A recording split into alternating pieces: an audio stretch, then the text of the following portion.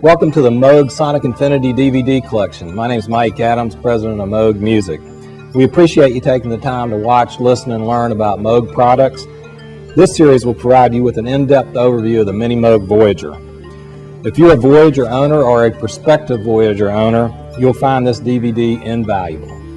Bob and the team that designed the Voyager created a product that is both simplistic and sufficiently complex that you can start enjoying it immediately, or you can work with it for years and will still be discovering new ways to use it in your music. Brian Kehew, who is a member of the initial design team for the Mini Moog Voyager, will be demonstrating it today.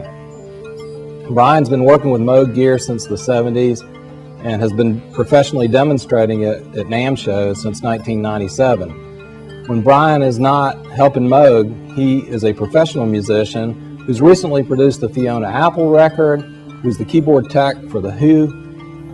He is one half of the Moog Cookbook, and along with co-author Kevin Ryan, has recently written the definitive work on recording the Beatles. Brian, let's talk about the Mini Moog Voyager. Quite a few years ago, the company was only making the Moog effects pedals and theremins. Many people wanted a synthesizer, and they wanted something somewhat like the old Mini Moog from the 1970s. When Bob talked about making a new keyboard, he said that there were enough old Mini Moogs, 13,000 of them in fact, that they didn't need to make an exact duplicate of the old one. Plus, there were reasons to improve upon it. There were problems with tuning on the old one. There were limitations on the circuitry. So there are many things that could be done now to improve upon it. The first choice was to make it an analog synthesizer, to use the sound qualities and the tone shaping of the original analog Mini Moog synthesizer. So when they designed the new synthesizer, which is this Mini Moog Voyager, it uses the same filters, same oscillator type circuitry to create the same sounds that the original one had before. They decided to improve upon it a bit more and give it some features that the original didn't have, and also to stabilize and improve some problems with the original one. As I talk about the synthesizer, we'll discuss some of those things as we go through it. The Mini Moog Voyager was a great design, incorporated the best of the old with many of the new features available now too, of course. Most people expect a keyboard nowadays to have MIDI. Certainly was developed in the 1980s after the Mini Moog was originally popular. So it's a very easy thing to implement nowadays, and this keyboard does have quite a bit of MIDI control as well. Certainly notes in and notes out. The keyboard itself is a MIDI controller, so we can do quite a few things with it.